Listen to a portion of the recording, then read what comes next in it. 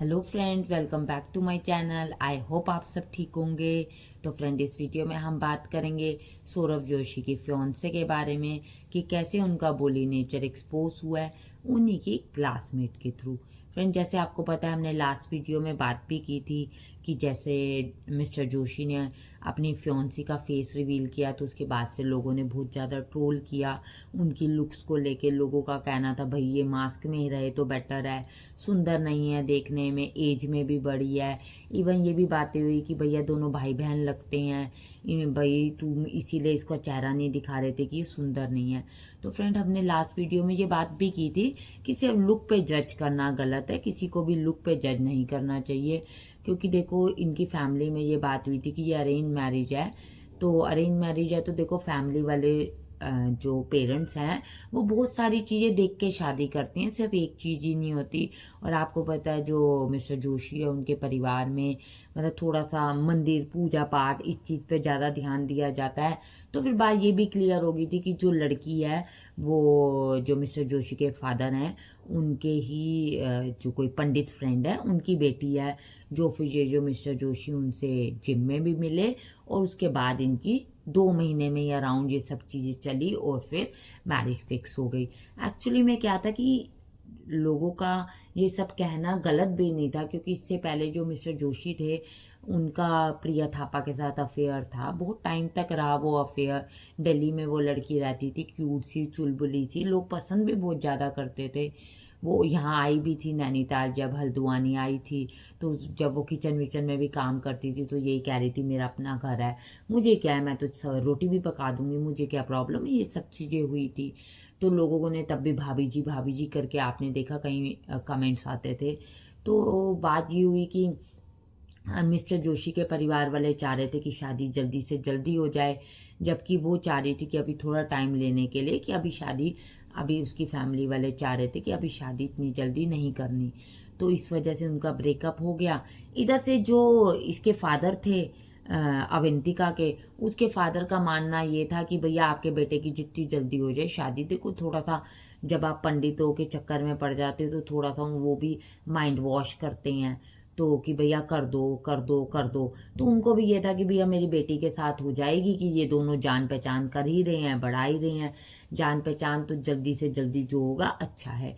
जबकि लड़की का थोड़ा सा जो पास्ट है वो भी रेडिट पे कई बार आया, पर ये था कि तब तक तो लुक रिवील ही नहीं हुई थी तो कोई क्या कह सकता था, कि कंफर्म ही नहीं था कि यही चीज़ है। पर बहुत सारी चीज़ों के लिए लड़की पे ब्लेम भी आए, उसके अफेयर को लेकर भी ब्लेम आए, ठीक है।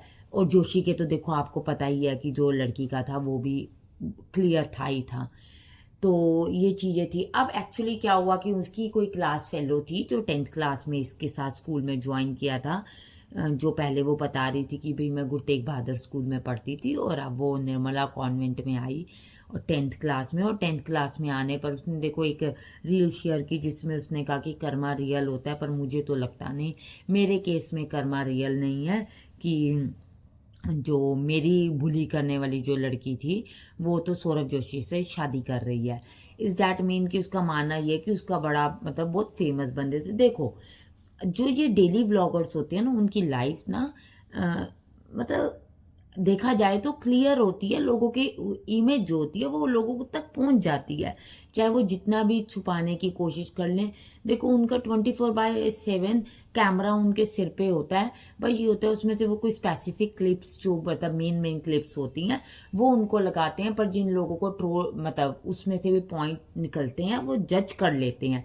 जैसे अब आ रहा था कि मिस्टर जोशी कहते हैं मैं वेजिटेरियन हूँ, हमारे घर तो नॉनवेज का मतलब ही नहीं। पर आपको याद होगा उसके लिए भी जो जोशी है आया था कि भाई ये नॉनवेज के मतलब चिकन वाले नूडल्स खा रहा था। एक यूट्यूबर ने आपने देखा था एक्सपोज किया था, जिस पे इन्होंने कॉपीराइट स्ट्राइक भी डाली थी।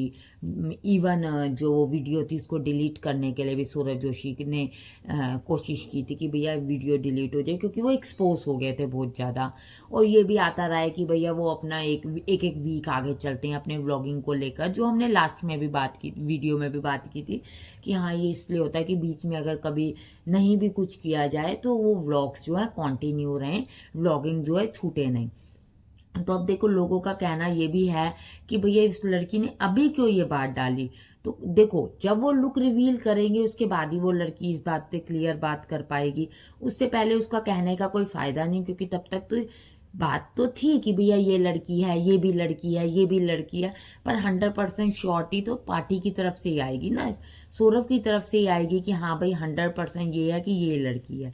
तो लड़की ने जब बहुत ज़्यादा टाइम से टी स्पेल हो ही रही थी, तो अब उसने पूरी प्रॉपर बात को क्लियर किया और उसने कहा कि भैया मुझे डर लग रहा है कि भाई मैं ये रील डाल रही हूँ, मैं अपनी बात शेयर कर रही हूँ, पर मुझे बात शेयर करनी है कि भैया पहले मैं एक छोटे से स्कूल में पढ़ती थी, उसके बाद मैं कॉन्वेंट स्कूल में आई, और कॉन्वेंट स्कूल में आने के बाद मेरे स्किनी मतलब मेरा जो बॉडी थी स्किनी थी, मेरे जो हेयर थे वो कर्ली थे, जिसकी वजह से कूल गैंग जिसके अंदर की ये अवंतिका भट्ट जो थी वो मेन लीडर थी समझ लो, जो मुझे बहुत ज़्यादा बुली करती थी।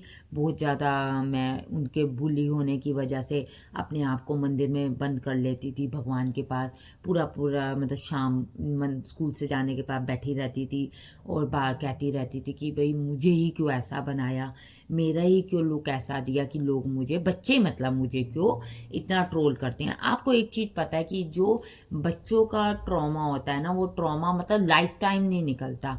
अगर कोई ये कहे कि वो लड़की अब लाइमलाइट लेने के लिए कर रही है, क्लाउड चेसर है, तो देखो बात ठीक है, मानने वाला ये बात कह सकते हैं, पर मेरा मानना तो ये है कि जो बचपन का ट्रॉमा बच्चे के माइंड में जाता है ना वो निकलता नहीं। और अगर खासकर लुक्स को लेकर किसी ने कोई ट्रोल हुआ हो तो वो तो ट्रोलिंग उसके माइंड में लाइफ टाइम रह जाती है।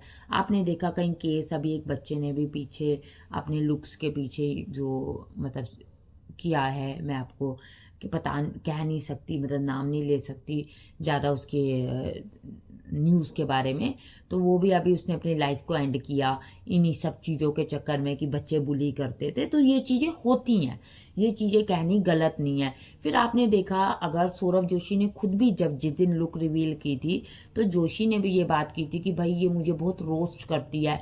आपने अगर देखा हो उस समय ये लड़की एक अलग से कॉन्फिडेंस में बैठी थी, तो हमने भी वीडियो में बात की थी और लोगों का भी कहना था भैया बहुत तेज लड़की है, बहुत चालाक लड़की है, बेच के खाएगी इस परिवार को। तो लग भी रहा था कि फर्स्ट टाइम कैमरे में बिल्कुल फेस टू फेस आना और इतना ज़्यादा कॉन्फिडेंस में शो करना, और जोशी का ये भी कहना कि ये तो मुझे रोस्ट करती है।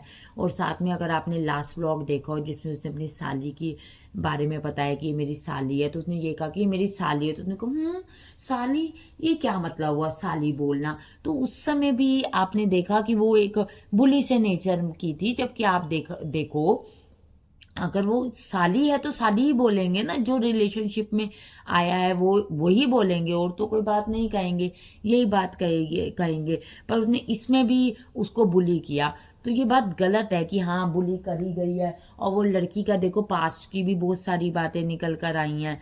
रह गई बात कि लोग अगर कोई कहें कि नहीं बहुत अच्छा लक है कि इससे शादी हो रही है, तो देखो एक्सपोज तो वो होगी, एक्सपोज तो 110% वो होगी। हाँ ये थोड़ा सा है कि जोशी का अभी एक दो व्लॉग्स के बाद आके ये बात कह देनी नहीं नहीं ऐसा कुछ नहीं है, वो तो बचपन था, वो तो बचपन की बातें थी, वो तो सब कर लेते हैं, सब बोल लेते हैं।